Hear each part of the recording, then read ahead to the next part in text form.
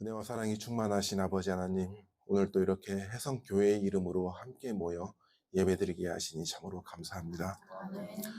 지난 1월 분립을 준비하면서 첫 예배로 모인 이후 오늘에 이르기까지 주님께서 함께 하시고 눈동자처럼 지켜주시니 오직 감사한 마음으로 예배 자리에 나옵니다. 모든 것이 하나님의 은혜이니 그 은혜를 우리가 깨닫고 조금이라도 하나님 나라에서 쓸모있는 일꾼들이 되게 하여 주시옵소서. 각자 맡은 자리에서 크던 작던 섬기던 마음으로 봉사하며 애쓰시는 모든 이들, 날마다 눈물로 기도하고 중보하시는 이들, 매주 맛있는 음식을 대접하기 위하여 애쓰시는 이들, 주차 봉사로 교회 학교 교사로 찬양으로 하나님 나라를 지어가는 모든 이들을 기억하시고 복에 복을 더하여 주시옵소서. 특히 예배 장소를 제공하여 주시는 이영모 집사님 가정에 크신 축복을 주시옵소서. 그 가정의 사업과 자손들을 위하여 드리는 모든 기도가 하나님 앞에 상달되어 큰 상급으로 돌려주실 줄로 믿습니다. 하나님, 우리 해성교회에게 속히 알맞은 예배처를 허락하여 주시옵소서. 어떠한 모습으로 준비하여 주실 줄은 저희가 알 수 없지만 오직 감사하는 마음으로 그 씨앗으로부터 튼튼한 나무로 자라나는 해성교회가 되게 하여 주시옵소서. 모든 성도들이 한 마음으로 힘을 모아 외형보다는 속이 단단한 교회로 가꾸어가게 하여 주시옵소서. 날마다 기도가 끊이지 않고 찬양이 흘러넘치고 사랑으로 가득하여 서로 나누며 중보하는 초대교회의 모습처럼 우리 해성교회가 그렇게 되기를 원합니다. 아멘. 6월 호국 보훈의 달을 지나며 나라를 위하여 희생하신 이들을 저희가 기억합니다. 그들의 희생에 힘입어 우리가 이처럼 편안한 삶을 살 수 있으니 우리가 이 나라와 민족을 오직 올바른 길로 걸어가기를 원합니다.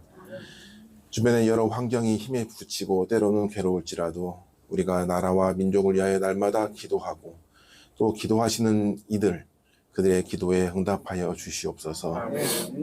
몸이 아픈 성도님들도 계시고 학업의 일로, 직장의 일로, 혹은 가족의 일로 주님께 기도드리는 모든 기도들을 주님께서 귀 기울여 들어주시고 건강함으로 그리고 성취로 그리고 평안함으로 응답하여 주시옵소서. 우리들은 오직 간구하고 감사할 뿐입니다. 담임 목사님과 그 가정에 축복하시어 목회를 담당하시는데 부족함이 없게 하시고 건강도 허락하여 주시기를 바랍니다. 육으로나 영으로나 평안한 가운데 교회를 위하여 기도하고 고민하고 사명을 감당하게 하여 주시옵소서. 오늘도 귀한 말씀을 전하여 주시는 목사님께 성령 충만함을 주시고 그 말씀에 능력이 가득하고 듣는 우리 모두가 큰 힘을 얻기를 원합니다. 그 말씀을 통하여 조금씩 더 자라나 주님께 가까이 가는 역사가 있게 하여 주시옵소서. 모든 말씀을 예수님의 이름으로 기도드렸습니다. 아멘.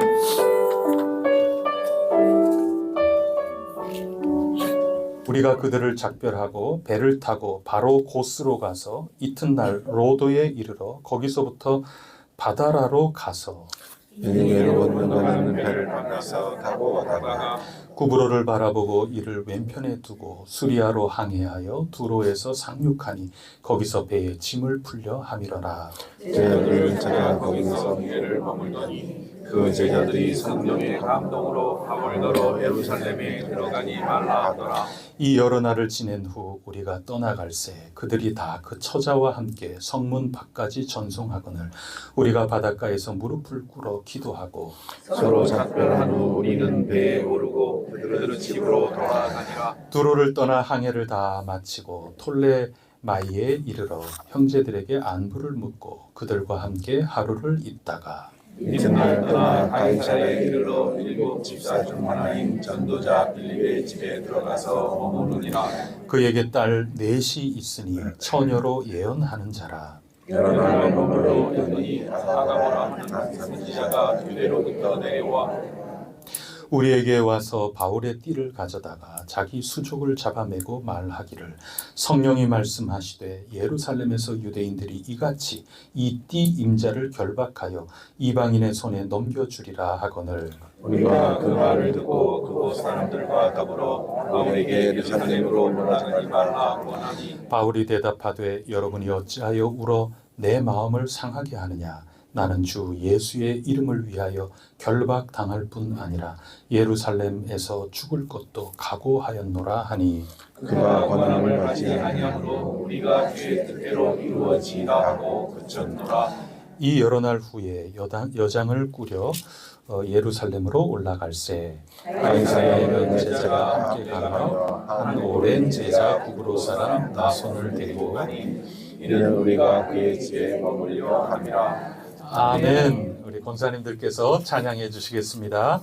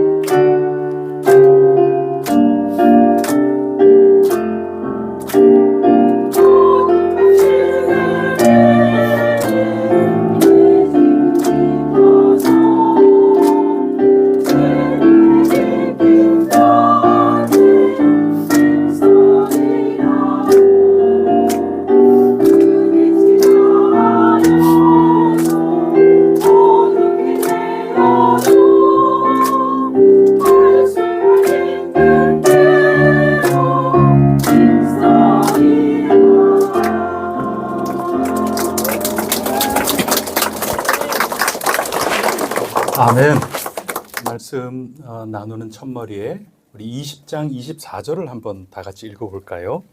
20장 24절 말씀. 23절부터 24절 두 구절을 읽겠습니다. 시작.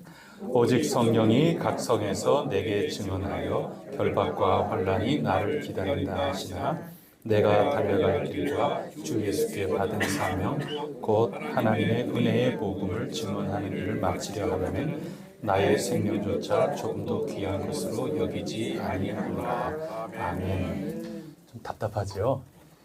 그냥 사도 바울은 지금 이런 고백을 하면서 나 일사가보다 죽으면 죽으리라 그러면서 달려나가고 있습니다. 염려하는 분들 입장에서 보면 답답하죠.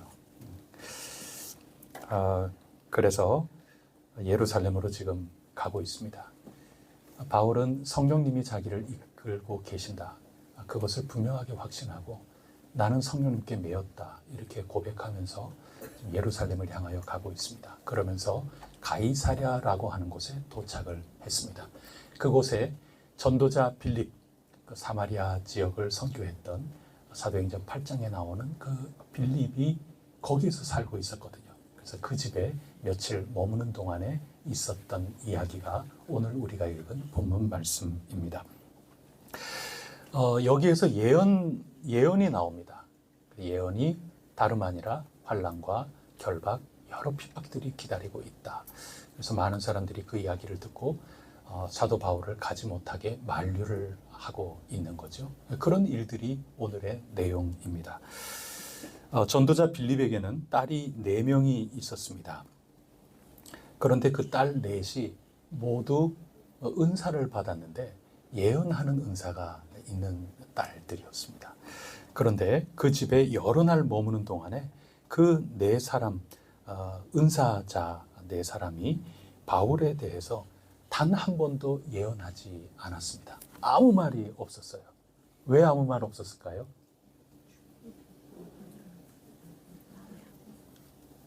마음이 아파서.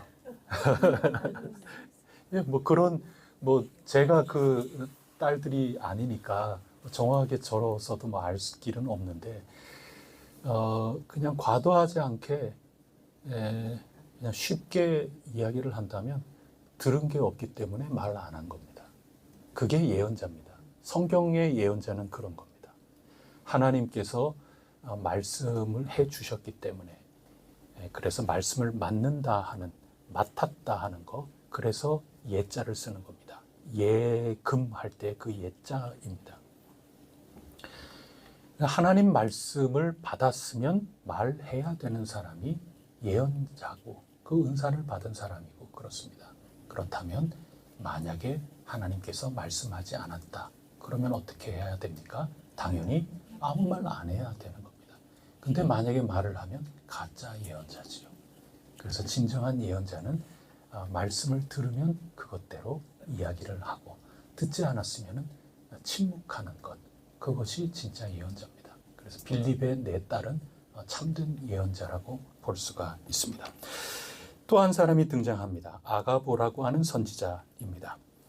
동사로 쓰였고 내 딸은 예언하는 내 딸이 있었다. 그렇게 얘기하고 아가보는 선지자다. 이렇게 하는데 낱말이 똑같은 겁니다. 똑같은 우리말은 예언이라는 말을 쓰고 선지라는 말을 쓰고 그런데 두 낱말이 다 동사 꼴이나 꼴인가 명사인가 그 차이지 똑같은 낱말이 지금 쓰이고 있는데 이 아가보라는 사람이 유대에서 왔습니다. 유대면 어디에서 왔을까요? 예루살렘에서 왔을 가능성이 큰 거죠. 이 사람이 하나님의 말씀을 듣고 또 예루살렘에 지금 흘러가고 있는 모든 분위기를 보면 하나님의 말씀이 명확한 거거든요. 체감적으로 그것을 확실하게 아는 거거든요. 그래서 큰일 났지 않습니까? 바울은 온다고 하지. 그러니 가이사랴로 불이 나게 달려가서 예언을 하는 겁니다. 상징적인 예언을 합니다. 말로 하는 것도 있고 구약 전통에 이렇게 보면 또 여러 가지 상징적인 행위로 해서 예언하는 방법이 있고 그런데 아가보는 행동으로 예언을 했죠. 그래서 사도 바울의 띠를 끌려다가 자기 손을 꽁꽁 묶고 이렇게 한 다음에 이 끈의 주인이 이런 일을 당하게 될 거다. 그러니까 예루살렘에 올라가면 사로잡히게 될 거다. 로마 군인들에게 체포 당할 거다. 이것을 그대로 전달을 해 준 것입니다. 그것뿐입니다. 그 이야기를 전달한 겁니다. 하나님께 들은 대로 전달한 겁니다. 아가보가 하나님께 들은 것 이상의 것을 얘기하지 않습니다. 그리고 빼지도 않습니다. 있는 그대로 얘기하는 겁니다. 그렇기 때문에 가야 된다라든지, 그렇기 때문에 가지 말아야 된다든지, 자기 주관적인 판단과 권면, 그리고 주변에 있는 모든 사람들을 선동하거나 그렇게 하는 일을 하지 않고 있습니다. 그냥 있는 그대로 가면 환난을 당한다. 그 사실만을 얘기할 뿐입니다. 그래서 아가보도 참된 예언자입니다.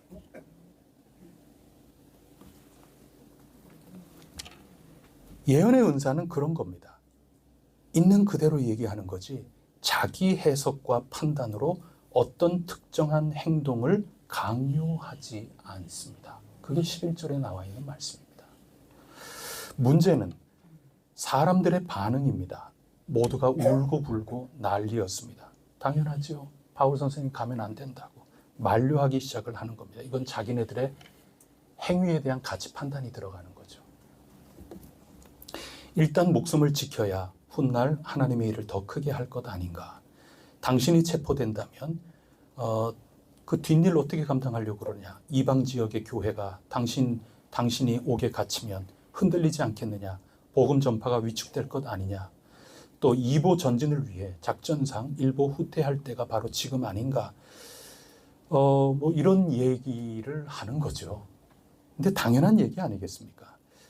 주변 사람들이 이렇게 사도 바울에게 이런저런 이유를 들어서 가지 말라고 조언한 것은 매우 합리적인 판단이죠.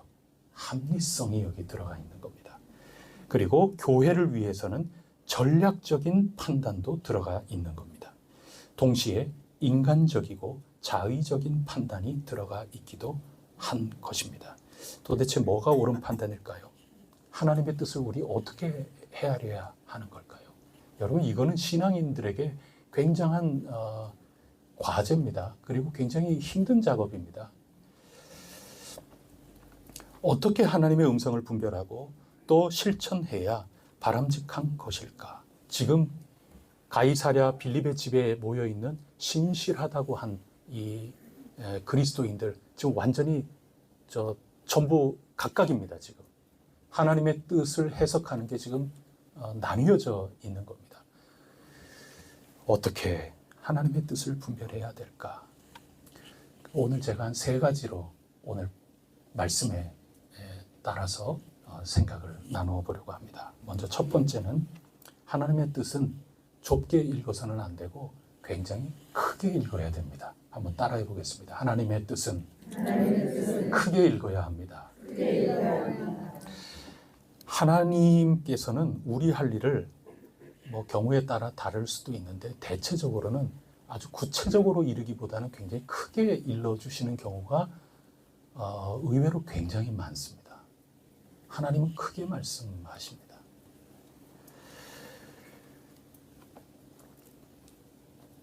그렇기 때문에 구체적으로 굉장히 세밀하고 굉장히 구체적인 사안들이 서로 맞섰다.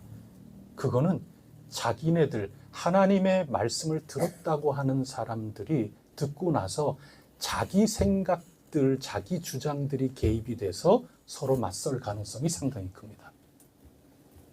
하나님은 구체적으로 그렇게 얘기하는 것보다 굉장히 크게 말씀하신다. 이거를 절대 놓쳐서는 안 됩니다.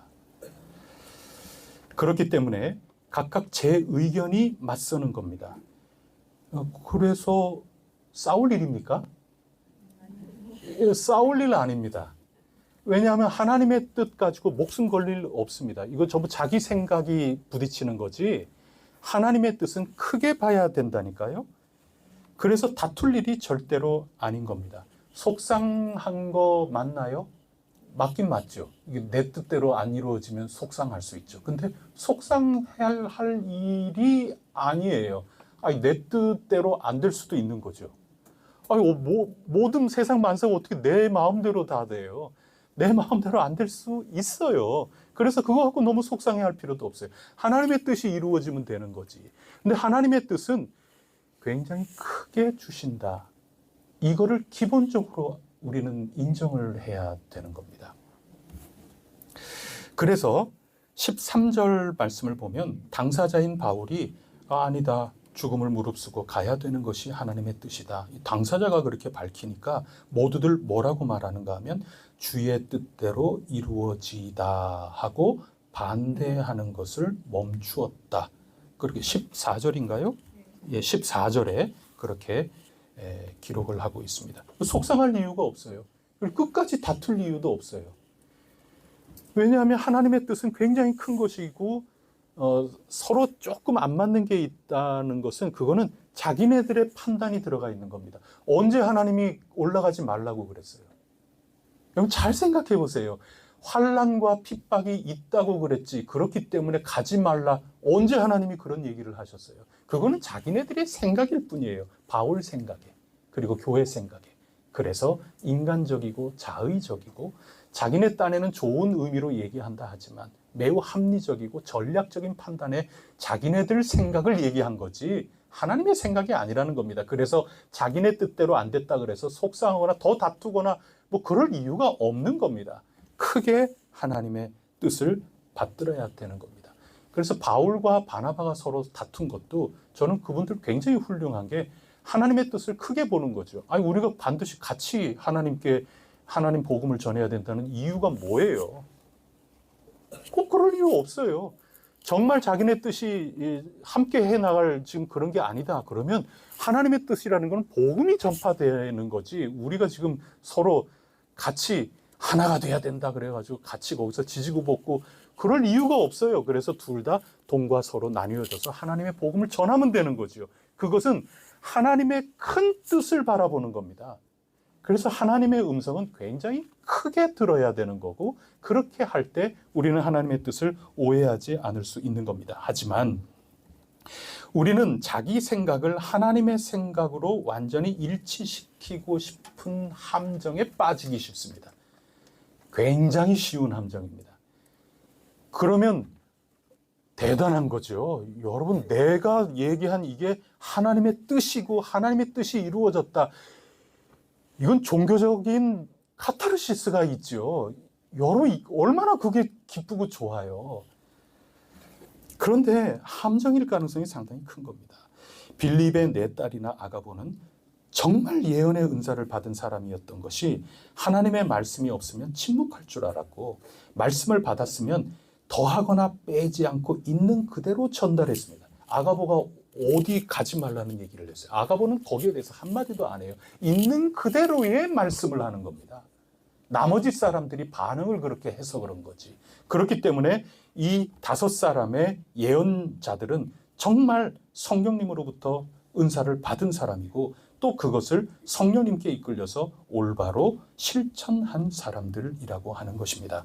그리고 당장에는 그렇지 않았지만 그곳에 모인 모든 그리스도인들도 처음에는 서로 사랑하기 때문에 말리기도 하고 그랬지만, 끝내는 주님의 뜻이 이루어지다 하면서 다 일치를 이루잖아요. 그래서 다 성숙한 그리스도인인 겁니다. 어떻게 하나님의 뜻을 공동체가 읽어가느냐, 여기에 달려 있는 것입니다. 자기 해석의 주장을 멈추고 하나님의 뜻이 이루어지기를 기도할 줄 알았던 이 사람들이야말로 정말 성숙한 사람들인 것입니다. 예언의 말씀을 들은 그것 자체는 분명합니다. 그런데 왜 고난과 환난을 주시는가? 그 이유, 사람으로서는 모르는 겁니다. 그리고 그런 고난과 환난이 반드시 나쁜 것이냐, 그렇지 않고 어떤 열매를 주실 것이냐, 사람이 어떻게 알아요? 그냥 모르고 가는 겁니다. 그래서 진짜 성숙한 사람은 내가 아는 것을 안다고 얘기해야 되는 거고, 모르는 것은 모른다고 할 줄 알아야 되는 겁니다. 그렇지 않으면 다 싸우는 겁니다. 그냥 죽기까지 싸우는 겁니다. 모릅니다. 우리가 하나님입니까? 하나님 뜻을 어떻게 합니까? 모릅니다. 있는 그대로 환난이 있을 거다, 그것까지는 알아들을런지 몰라도 그 이유와 목적까지, 열매까지 다 아는 사람 없습니다. 그러면 하나님이지요, 그 사람이. 그렇지가 않은 겁니다. 그래서 주님의 뜻이 이루어지다. 그렇기 때문에 우리가 첫 번째 생각해야 될 것은, 하나님은 구체적으로 얘기하는 그런 경우보다 크게 우리는 큰 바탕 위에 자꾸 설 줄 알아야 되는 겁니다. 구체적으로 얘기하는 것은 점쟁이나 하는 겁니다. 점쟁이는 오늘 일어설까요? 앉을까요? 동쪽으로 갈까요? 서쪽으로 갈까요? 그리고 이름을 뭘로 지어야 될까요? 여기에 투자를 해야 될까요? 저기에 투자를 할까요? 오늘 주식을 팔아야 될까요? 사야 될까요? 여러분, 이런 구체적일수록 그건 점쟁이가 하는 짓이고 무당이 하는 짓이고 그런 겁니다. 그래서 우리는 이 바탕을 놓치면 안 되는 겁니다. 하나님은 크게 말씀하신다. 두 번째, 그렇기 때문에 우리가 하나님이 아니고 하나님의 모든 마음을 속속들이 구체적으로 우리가 알 수 없는 거기 때문에 누구만 의지해야 됩니까? 하나님만 의지해야 됩니다. 그리고 의지할 뿐만 아니라 우리가 살아나가야 되니까 뭘 또 해야 되느냐? 기도해야 되는 겁니다. 그래서 하나하나 헤아려 나가고 붙들어야 하는 겁니다. 그러면서 뭘 해야 되느냐? 이게 두 번째인데, 결단해야 되는 겁니다. 구체적인 사안은 자기가 결단해야 되는 겁니다. 두 번째, 따라해 보겠습니다. 결단합시다. 그래야 하나님의 뜻은 나에게서 이루어져 나가는 겁니다. 단 결단을 하는데, 자, 이 중요한 겁니다. 결단을 하는데, 결단해놓고 나중에 조금 힘든 일이 있거나 이렇게 된다 그러면은 남 탓하려는 사람이 있어요. 그래서 어중간하게 끌려가는 척합니다. 그리고 끌려간다는 것을 자꾸 강조를 하고 그렇죠. 나중에 피할 길을 두기 위해서 그렇습니다.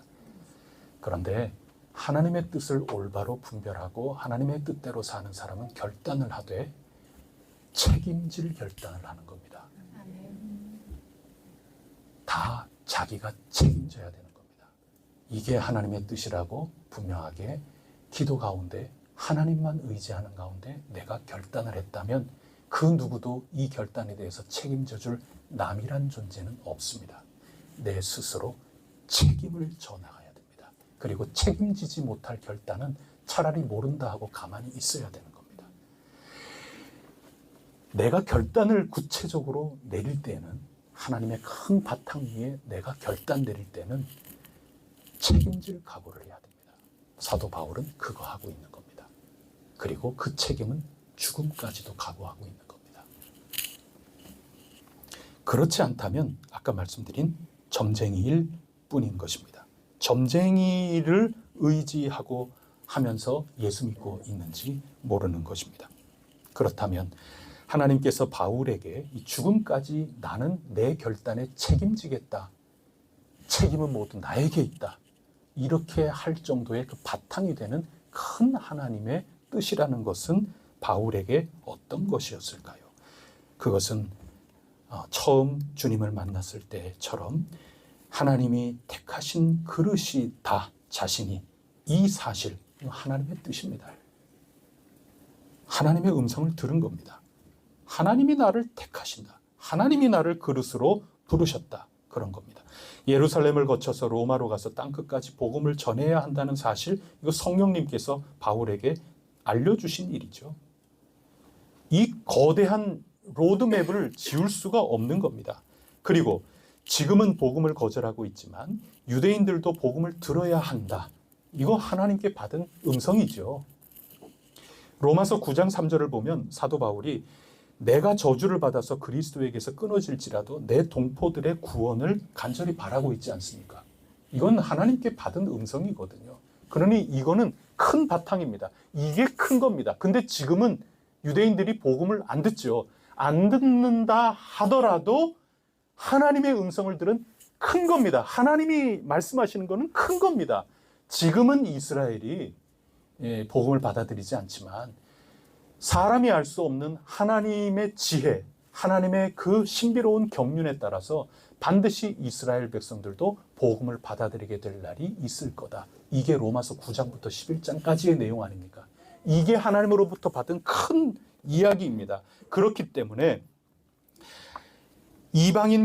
그렇기 때문에 지금 죽는다, 환란이 있다. 그게 뭔 상관이에요? 지금 크게 받은 하나님의 뜻이 있는데 내 동포에게도 복음을 들어야 될 거 아닙니까? 지금 복음을 안 듣는다 그래도 그 핵심적인 그 유대인들의 본거지인 예루살렘에 가야 될 거 아닙니까?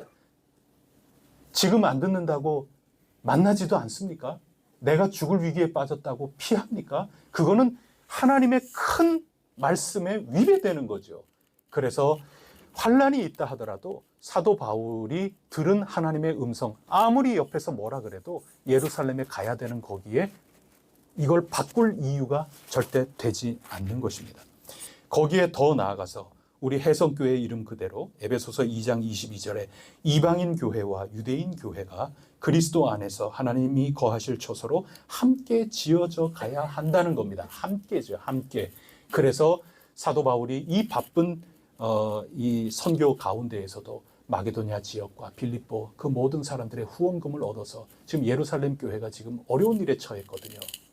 기근이 자꾸 일어나는 곳 아닙니까? 그래서 기금을 마련해가지고 지금 돈다발을 이 헌금을 들고 이거 당신들을 위하여 이방인 교회가 다 모은 거라고 그거 전달도 해줄 겸 복음도 전할 겸 그래서 예루살렘에 가려고 그러는데 환란이 있다고 모두들 자기 생각을 넣어가지고 가면 안 된다 이러는 가운데 사도 바울이 가는 겁니다. 여러분 이방인 교회하고 유대인 교회하고 따로따로 떨어지는 것은 하나님의 큰 계시가 아니거든요. 그러니 각오하고 가는 것입니다. 그리고 이 모든 결단에는 사도 바울이 책임을 져야 되는 겁니다. 죽으면 죽어야지. 그 다음의 일은 하나님에게 맡기는 겁니다. 바울이 질 십자가인 것입니다. 그리고 그 열매는 하나님이 주실 면류관입니다. 시키는 대로 하는 로봇을 바라시는 것이 아닙니다. 하나님의 큰 계시, 하나님의 큰 뜻, 그것을 음성으로 듣고 이해하고 책임 있는 결단을 내리고 실천하는 그런 진정한 일꾼을 하나님은 찾고 계시는 것입니다. 마지막 세 번째, 하나님이 말씀하시는 것은 그 말씀을 듣는 사람이 두려움에 빠지지 않습니다. 여러분, 이게 굉장히 길게 더 얘기해야 될 그런 건데, 이게 신학적으로나 또 경험적으로나 하나님의 음성을 들었다 하더라도 이게 경외감의 두려움이 아니라 내 자신이 혼란하고 근심 걱정과 내 영혼이 메말라가고 그렇다 그러면 하나님의 음성을 들어놓고 마귀의 해석을 따르고 있는 건지도 몰라요. 왜냐하면 하나님은 우리에게 두려움을 주는 분이 아니기 때문에 그렇습니다. 움츠리게 만들지 않습니다. 뒷걸음질 치게 하시지 않습니다. 만약에 그렇다면 그것은 엉뚱한 이야기를 지금 듣고 있는 건지 모르는 것입니다. 하나님은 줄기를 보여주시고 우리가 그 줄기에 붙은 잔가지로서 우리 그리스도인답게 살아갈 때 담대하게 하시는 겁니다. 하나님의 음성을 들은 사람은 담대한 겁니다. 저는 훈련소에 입소하기 전에 기도 함께 하겠다고 찾아오는 그 젊은이들에게 늘 마지막에 이야기를 합니다. 뭐냐 하면 좀 김 빠지는 얘기인데요. 잘할 수 있을 거야. 뭐 실컷 그렇게 얘기해놓고 마지막에는 근데 힘들 거야. 제가 꼭 얘기합니다. 제가 여러분 힘들지 힘 안 들겠어요. 강제로 자유를 박탈하고 강제로 육체를 가지고 막 움직이게끔 하는 것을 강압하는데 왜 힘들지 않겠어요? 고통스럽지요. 훈련은 고통스러운 겁니다. 그래도 그거 모르고 가가지고 뭐 다 잘 될 거라고 뭐 하나님이 함께 해주신다고 그랬더니 힘들면 나중에 저한테 뭐라 그럴 거 아닙니까? 있는 그대로 전달을 해줘야죠. 진짜 힘들 거야. 그거 얘기해줘야 되는 거 아닙니까? 그래야 준비를 하죠. 등산을 하다 보면 예전에는 요즘은 뭐 표시가 워낙 잘 돼 있으니까 예전에 표시도 잘 안 돼 있고 그럴 때 얼마나 남았어요? 그러면은 모든 사람들마다 아니 다 왔어요. 가다 보면 이게 아직까지도 안 왔는데 믿을 사람 하나도 없다고 이제 생각을 하는 거죠. 예전에 우스갯소리에 아버지하고 아들하고 목욕탕을 갔는데 이게 뜨거운 물 다 아시지 않습니까? 아버지가 하도 아버지 안 뜨거워요? 아 시원하다 하면서 들어와라. 아 뜨거워. 이 놀라는 거 아닙니까? 믿을 사람 하나 없다고. 그러지 않습니까? 여러분 우리 남성교회에서 등산을 한번 하지 않았습니까? 제가 되게 힘들었다고 여러분에게 솔직하게 말씀드렸는데 올라가다가 우리 집사님 가운데 한 분이 내려오는 분에게 얼마나 우리 어디까지 가려고 그러는데 얼마나 가야 되냐고 이렇게 질문을 던지시더라고요. 저는 내심 아유 이제 다 왔다고 그래라 다 왔다고 그래라. 저도 힘드니까. 그런데 그분이 뭐라고 그러는가 하면 보통은 다 왔어요 얘기하는데 그분이 이렇게 잠깐 생각하더니 올라온 만큼 더 가야 된다. 와, 제가 그 얘기를 듣고 제 집사람도 여기 계신 집사님한테 제가 목사가 그래도 이게 그걸 표현도 못하고 말이죠. 아니, 지금까지 나는 지금 진짜 죽기 살기로 여기 지금 집사님들 따라서 지금 여기까지 올라왔는데 지금 이만큼 더 올라가야 된다고 이게 기운이 쭉 빠지는 겁니다. 그러면서 동시에 어떤 마음이 드는가 하면 아니, 내가 지금 여기까지도 올라왔는데 힘이 조금 들 뿐이지. 나 여기까지, 아직껏 여기까지 올라왔는데 여기까지 온 것만큼만 올라가면 되는 거 아닌가. 이 생각이 나잖아요. 그래서 그 다음부터는 호흡도 고르면서 그 다음에 지금까지 올라온 거 그거다. 지금까지 올라온 게 남았다. 이거 생각하면서 차근차근히 올라가서 올라가는 겁니다. 자, 제가 이 말씀을 왜 드리는가 하면 하나님께서 환난과 어려움이 있다고 말씀하시는 것은 가지 말라는 뜻이 아닌 겁니다. 근데 내 생각이 들어가 버리고 또 마귀의 틈을 타는 그런 것 들면 거기에 빠지는 함정이 있을 수 있는 겁니다. 그래서 하나님을 크게 보는 게 아니라 점치는 것처럼 그렇게 하나님의 뜻을 헤아리려고 하는 그런 일들이 많이 있는 겁니다. 그런데 진짜 오늘 자꾸 반복해서 환난이 있을 거라고 들려주시는 그 이유는 어디에 있느냐? 그건 가라는 데 있는 겁니다. 다만 마음에 준비하게끔 하는 겁니다. 이게 중요한 겁니다.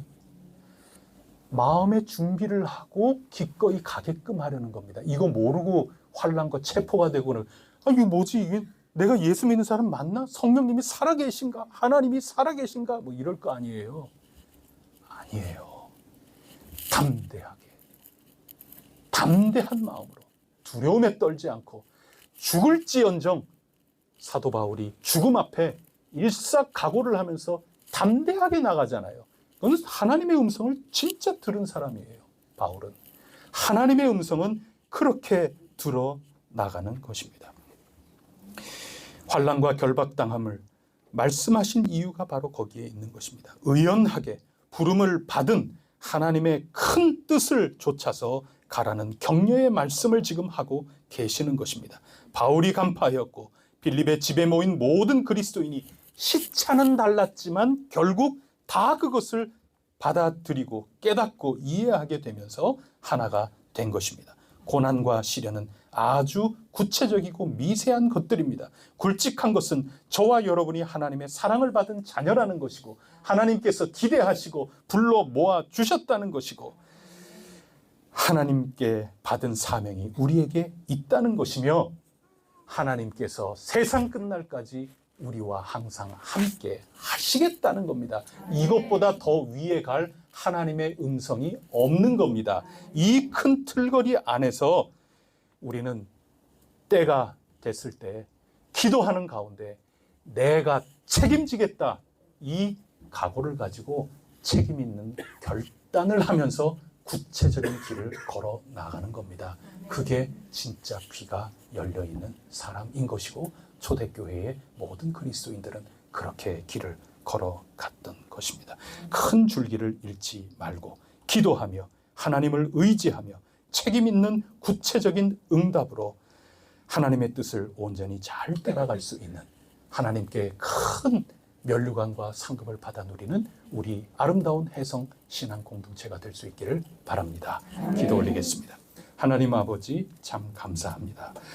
하나님의 뜻을 온전히 헤아리고 흔들리지 않고 두려움 없이 담대하게 저희들 모두가 온전히 한 길을 걸어갈 수 있도록 도와주시고 하나님 나라가 저희들 땀과 눈물 심지어는 피가 있는 가운데에서도 열매로 나타날 수 있기만을 간절히 원하오니 주님 도와주시옵소서. 이 모든 말씀 우리 주 예수 그리스도 이름으로 간절히 기도드립니다. 아멘. 이제는 우리 주 예수 그리스도 은혜와 하나님 아버지 크신 사랑과 보혜사 성령님 교통하심이 바울처럼 또 여러 신앙의 위대한 성숙했던 초대교회 교인들처럼 저희들 모두 성령님 안에 거하고 성령님 온전히 그 뜻을 분별하며 온전한 결단을 책임있게 하는 가운데 하나님께 영광 돌리기 원하는 귀한 혜성교회 공동체 가운데 언제나 함께하여 주시옵시기를 간절히 축원하옵니다. 아멘.